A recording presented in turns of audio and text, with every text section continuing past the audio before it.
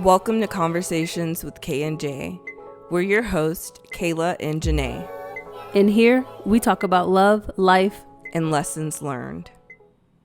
Hey guys, welcome back to another episode of Daily Doses of Conversations with Kayla and Janae. In today's energy, we are speaking on emotional roller coaster. Roller coasters are scary for some and thrilling for others, and it's the same with our emotions. Our emotions are not a slow, steady, easy journey. They're filled with ups, downs, twists, and turns. But let us not resist this roller coaster. Let's hop on and enjoy the ride. Let us enjoy the laughter, the heartache, the tears, and the rage. We humans have the capacity for every human emotion. Sometimes we are able to recognize and name emotions, and other times feelings cannot be put into words. Let's feel it all. Let's get on the emotional roller coaster and feel what it is like to be alive. Okay. I think that piggybacks off of yesterday's message of like celebrating your wins and your losses. But this is just like tying in the emotions with that. If you feel like you need to cry through your pain or, laugh at your pain, then do so. Feel those emotions so that you can still celebrate those wins or losses. Right. We also spoke towards the end of yesterday's episode about it in a relationship context, about how people usually jump from one relationship to another without really handling their emotions, which leads them into using other people to move on. Or masking that emotion. They jump to the next person so they don't, have to feel it. Yes. So when we tie this to ourselves, this is knowing that there is prosperity within going through the process of feeling your emotions and knowing that you will have to grieve in one way or another. And I think that was something that I discovered very early on in our relationship that you kind of brought to the forefront of telling me to go through the grieving process. Wasn't that like... Yeah, if you got to curl up in the fetal position and cry about it and be dramatic with your feelings. If you feel like you got to climb to the top of a mountain and scream just to get that out, you got to do it. Because you tell me all the time, holding that stuff in just like festers and then starts to come pouring out of your pores, Yeah. I think I hold a lot of emotions in and I can feel it. If you're having gut problems, your skin is breaking out, like holding it in doesn't. Yeah, it does create health problems after a while. And my mother used to always say, like, whatever you're holding in is eventually going to start to show on the outside at some point. And so when we tie it into the energy that's present, we have the 7 of Cups. And that speaks on being in the state of confusion due to illusions or things not being what you thought that they were at some point. And I think this is where collectively we get caught up within honoring those true emotions, those ups and downs, because we feel like we should have known better, or we're smarter than that or wiser than that in some kind of way or another. So it's like, I shouldn't sit here and cry about this because I made this choice or I chose to keep going in this knowing that it wasn't for me, when it is still just, again, a part of the process of seeing things more clearly and finding an understanding of what is for you and what is not for you. And so, again, there's really no losses within life. It's just lessons to be learned so that you can move forward in a more balanced, peaceful state without blaming yourself for everything. Right. It helps you make the decision that you're not going to go through that again. Like, once you get burned once, you like, I'll never do it the way that I did it that first time. And that's the lessons learned in that part. Right. So for that to be paired with the High Priestess lets me know that those are also the moments where we truly, fully learn to trust our intuition and our own inner guidance, because it is those moments where we're like, dang, I did know better, but I didn't choose better. Again, that's going to be something you can fall back on to be like, okay, well, if I ever get that feeling or that thought again, like, I know that this is something that I shouldn't be doing or something I should pay more attention to. So yesterday in the Patreon reading, It was an energy that came out around you needing to trust your own inner guidance, regardless of the people and things around you, because that guidance you receive for yourself may not be for the person you're connected to. Like, that may be a lesson that they need to go through in order for them to understand it in the way that you do. So for example, if someone wanted to go out and party and club, but your intuition was telling you that whole night, like, you shouldn't go, and you can tell that person, like, well, I just got a feeling that, we shouldn't be going out tonight, but they're just super convinced on still going out and having a good time. That may be something that they need to go see and experience for themselves, whereas you need to take that more seriously, because you're the one who got that guidance. And I feel like God is never going to let things get to a point where you're completely hitting rock bottom, but you're going to get consequences to your actions. And it's like, I give the example of making sure that you remain balanced within the mind, the body, and the soul. Because again, we can take for granted the protection that we have over our lives if we're not listening to the guidance and the signs that are right in front of us. Right. And I used to say, like, walking to the end of the street, if there was like a gang and God told you don't go back down there because, something's gonna happen the next time you mess with them, and you just feel like, oh, I'm so divinely protected, and you take that for granted and you go back down there and then they beat your ass. God's not going to stop them from beating you up, because Right. God already warned you and told you not to go down there. Now, like, God's not going to allow you to get killed unless you just keep pressing your going luck. right And right. not Well, you listening. going back down there to get revenge. Like,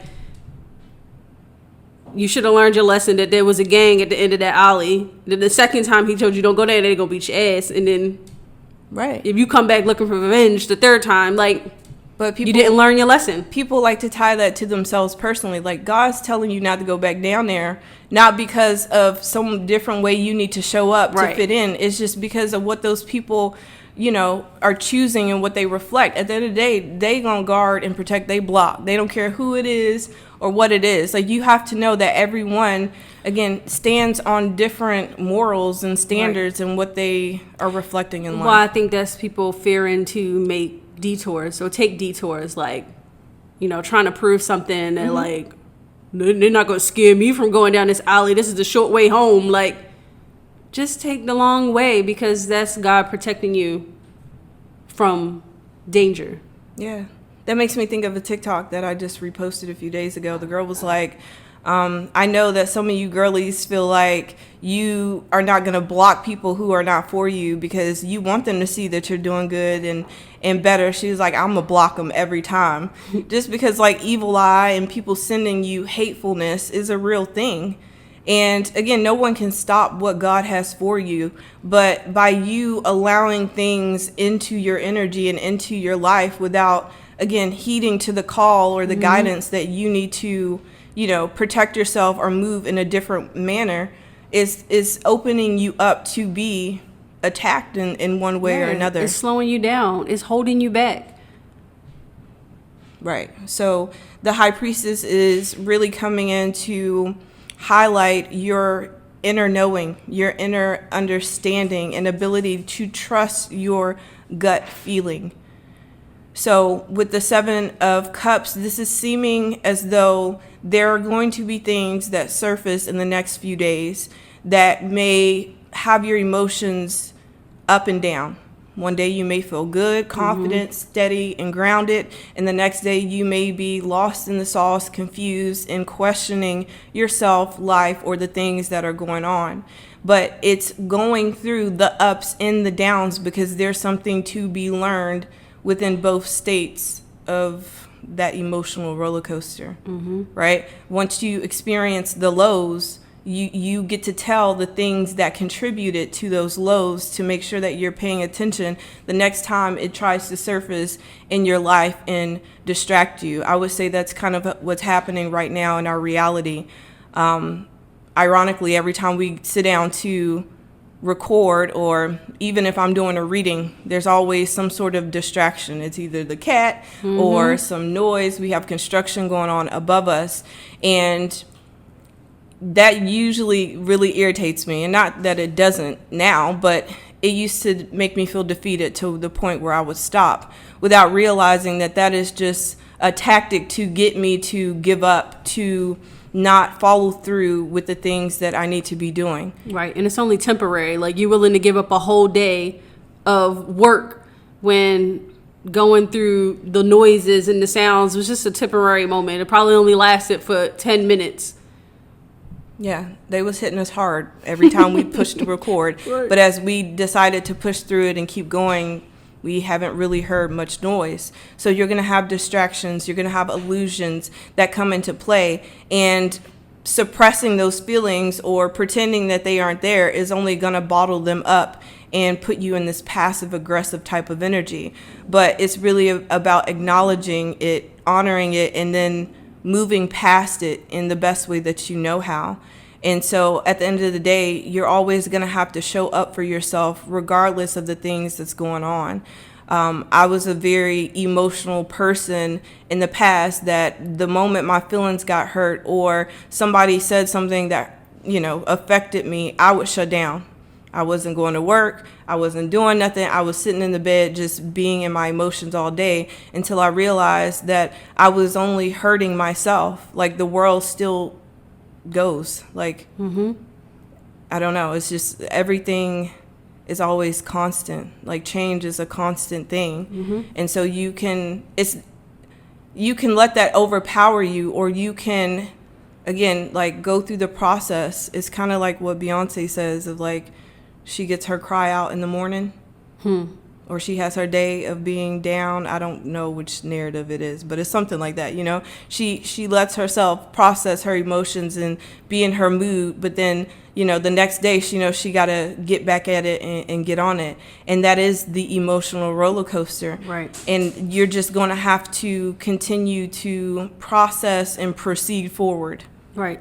I mean, think about it. The roller coaster is the ride that makes you feel alive, or you're on the boring ass carousel going around in circles all day till you just like get sick of it. It's true. Or you done hopped off the ride before you even got on, like got so scared that you got out of line. Right. And which one would you rather do? I'd rather What's more the thrill. thrilling? Right. What's more thrilling in the amusement park than the roller coaster? Right, because at the bottom of the emotional roller coaster is the same message from a few episodes ago where we were talking about sadness and needing to honor and feel that and not mistake that as weakness or something that you should not be feeling at this point in your life. Or how I tell myself all the time, like, there's no point in crying. Like, what is crying going to do? Like, what is it going to fix? It's a release that is needed at some point. And it's also, again, giving myself that permission to do that without the shame behind it, without feeling like I'm just a little kid who's crying about things not going my way, per se, right? So to clarify the Seven of Cups, you have the Ace of Wands. And I think that this is speaking on being in this confusing state of mind of not knowing where to pour yourself into or what to pour yourself into, because you haven't really been able to feel passionate about things in the ways that you used to before. But your intuition is coming through to, again, encourage you to go through the process of feeling the things that you need to, because eventually that cycle closes out, right? It only stays looping if you stay in one grieving state, whether that's anger, sadness, depression. I don't know the different stages of grieving, but eventually, you reach acceptance and you close out a cycle and you release yourself from it. And it's not to say that it's not going to be a memory or something that creeps up from time to time, but it's then going to be something that does not disrupt or interrupt your flow within life, because this Ace of Wands is saying that you have new beginnings coming in that is waiting for you to fully indulge yourself in and find the passion and the newness, the new newness. fire Yeah. in you. Yes. And so that is paired with this 9 of Cups energy. Things that you have been praying for, manifesting, have not come into fruition because God doesn't want you to receive everything that you've been working so hard for and still feel emotionally dissatisfied, right? The 9 of Cups is a man who's sitting down on a bench surrounded by the 9 cups above his head. Those are accomplishment. That is your cups being filled, you getting the things that you've been praying and asking for. But his arms are folded. He's still unhappy. And again, I don't know what episode we spoke on this last week, but that's the energy that came up around being honest with yourself about being in this place of wishing and wanting something new so bad because you've been in this stagnation, or you've been in this place where you're just ready to grow into something more without realizing that maybe you haven't mentally or emotionally cleared out the things that you don't want to bring into your next phase of life that will make it unhappy. So it's like seeking longevity. You know, you sitting there so thirsty, and if God gave you all the cups and you sat there and drank all the cups so fast, you know, you're going to be back to thirsty again. So it's about like taking those sips in life and doing things with longevity that is going to last. It's going to last because the 6 of Wands speaks on what? Self-sabotage. If you don't look at it in a higher vibration, the 6 of Wands is about success and victory. This is literally riding your coattail. This is right around the corner. You are right around the corner from where you want to be and what you've been working towards. But God really wants you to be able to emotionally be fulfilled within it. And again, not like the Cardi B example of getting the fame or the life that you've been seeking and then focusing on the negativity, because believe me, this next phase of your life, you're going to have negativity that follows you just because of the position that you're getting ready to be put in life. You know, it doesn't matter if you're the president or a celebrity or the CEO of some company, you're going to have someone somewhere feeling a way about you because you are succeeding and you're successful. And then not only that, you show up with a confidence that other people are trying to find within themselves. But you will never find confidence within yourself by breaking or coming against the next person. Right. You know, that's never going to make a person feel good about themselves. And if they do, then it's going to be in an egotistical way that's only going to lead to temporary success before, again, you have to deal with the truth of your emotions. So being authentic and being real is going through the highs and lows and going through the emotions and being angry about it and learning how to flip that. Yeah. To keep moving. Yeah. Like, you can only be angry about the person at work, you know, undermining you for so long. You didn't have to find a way to flip the narrative. Let it work for you. Transmute energy. So the 9 of Cups is clarified by the 6 of Wands. The 6 of Swords. Jesus. So we have the 6 of Wands with the 6 of Swords if we look across the board. And this is you moving past conflict. And the 5 of Swords is really like mind games and having the echoes of manipulation that people caused in the past. So this is not fearing coming into newness. This is not fearing collaborating with people and things or creating new foundations or bonds, because you have found a way to set yourself apart mentally from the chaos and confusion that other people try to put on to you, right? So this is really just talking about you fully trusting within yourself and knowing that you are going to have moments, again, where you're conflicted between the head and the heart. But at the end of the day, if you are trusting your intuition and your guidance, you're always going to be led in the right direction. And so, again, acknowledging the ups and downs is what leads you to where you truly want to be, that has the value and the longevity that you're seeking within it. The rain don't last forever. So Yeah. you're moving forward. And then we did have a stack of cards that came out with this. So really quick, the world is about a completion, something that's happening within divine timing that's going to really show up and show out the hard work, commitment, and determination that you've put into yourself, to your life, and what it is that you're creating. Again, I feel like for a lot of us collectively, we have not got the recognition or the attention that we truly deserve, but that was really more so a test of your consistency, your ability to trust within what God is laying within you to keep moving in that direction regardless of the opposition that you faced. And now that time is getting ready to pay off with the Knight of Cups. But again, this is like people who are on the borderline of self-sabotaging when they get that person who loves them right or treats them right, or you get more than you expected in life. This is not talking yourself out of it and feeling like you're not deserving of it. If God presents it before you and offers it to you, it is a moment for you to step up to the plate and be that person that you've been seeking from yourself. Okay? So then that is clarified by the Tower. It's a shakeup. We're not looking at towers as a negative thing anymore. It may completely break and crumble a foundation, but ultimately it is just showing you, the faultiness within things that you may have been building or putting your all into that were ultimately adding to this sense of being defensive or overly protective in a way that may sabotage you in the end, right? But the Seven of Wands is definitely given off of being triggered, right? And I think that goes hand in hand with the emotional roller coaster.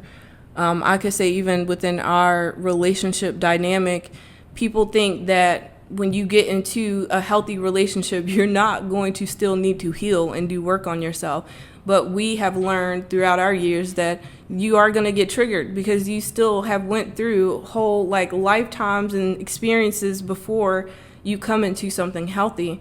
But it's all about how you choose to work through that and know that it is about healing yourself, right, and being supported by people who want to heal as well. Right. Or probably about using a different emotion than what you're used to when you are triggered.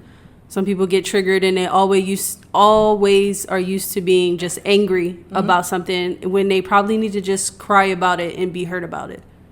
True.